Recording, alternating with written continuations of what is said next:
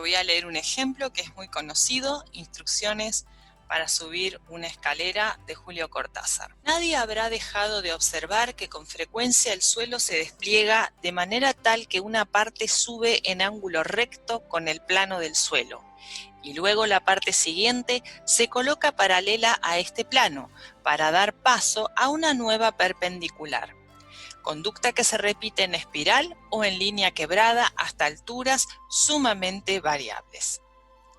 Así, agachándose y poniendo la mano izquierda en una de las partes verticales y la derecha en la horizontal correspondiente, se está en posesión momentánea de un peldaño o escalón.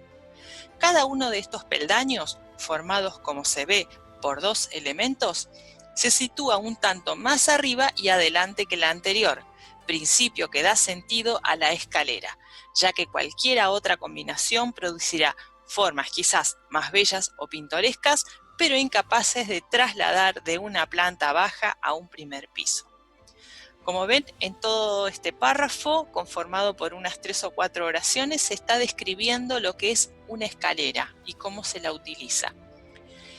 Entonces, esa mirada como descriptiva de la escalera nos hace ver como si fuera la primera vez que estamos escuchando de esto. Ese es el efecto de extrañamiento. La ambigüedad inherente al lenguaje artístico es producto de los juegos de connotación del discurso literario. Esto quiere decir que la connotación nos permite jugar con los sentidos. Ambigüedad quiere decir cuando algo nos puede sonar de una manera o de otra. La connotación, entendida como un plus de significado, agrega sentidos y sugerencias a todos los niveles del lenguaje, a diferencia de la denotación, característica de los discursos expositivos.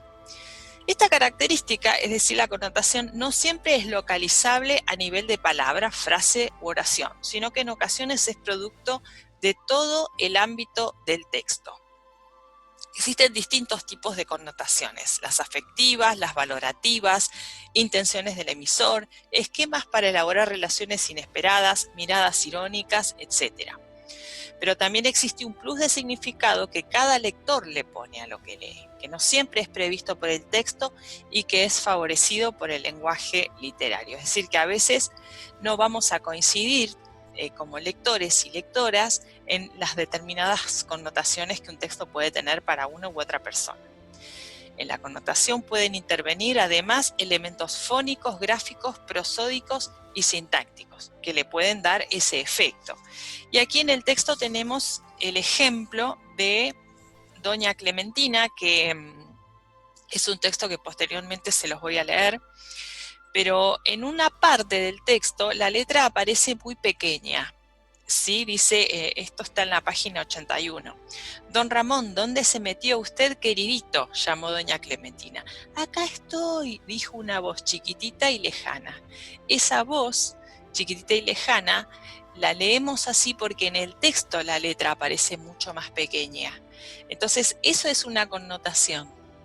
Es decir, está trabajada a nivel gráfico, pero también como indicador de lectura, cuando yo lo estoy leyendo para mí, me imagino una voz pequeña y en el momento de compartir este texto, tal vez si se lo estoy leyendo a niños y a niñas, voy a hacer una inflexión con la voz para que esa voz salga con ese efecto de lejanía y de pequeñez. La plurivocidad, como su término lo indica, pluri, muchos, vocidad, voces, polisemia, poli, muchos, semia, significados, ¿sí? Entonces, las palabras elegidas para un texto literario, bueno, ahí me equivoqué, literario, pueden albergar diferentes sentidos y esa característica se denomina polisemia. Es decir, una palabra nos puede sugerir muchísimos sentidos a cada uno y a cada una de nosotras. Y la plurivocidad tiene que ver con ese sentido total que se alberga, no a nivel de palabras, sino en la totalidad del texto.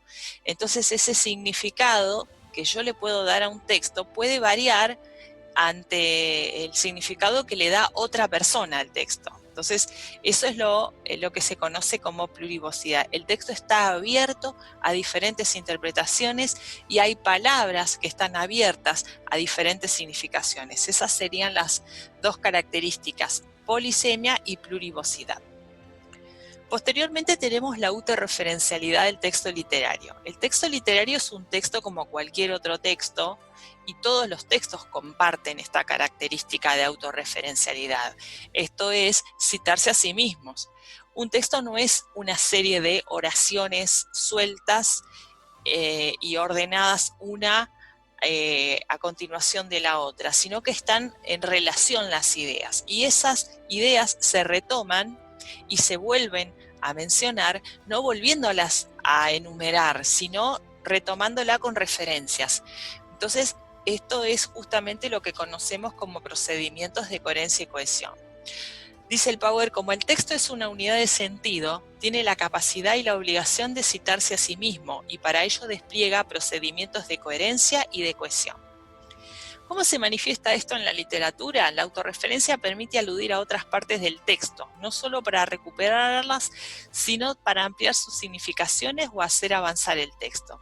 Esto ocurre cuando se mencionan personajes y situaciones ya presentados. Esto es, no vuelvo a nombrar cada vez al personaje, cada vez que tengo que hablar de él. Otra característica importantísima en el texto literario es la intertextualidad. El texto literario no solo se cita a sí mismo, sino que se relaciona directa o indirectamente con otros textos. Todo discurso se construye en base a otro, cercano, lejano, individual o social. Algunos recursos pueden ser la cita directa, la alusión, la parodia, la recreación o epígrafe. La intertextualidad en una obra va a depender del conocimiento que el lector o lectora tenga de otros textos. Esto depende de la historia lectora de cada uno. Mientras más leamos, más vamos a ser capaces de relacionar los textos con otros textos.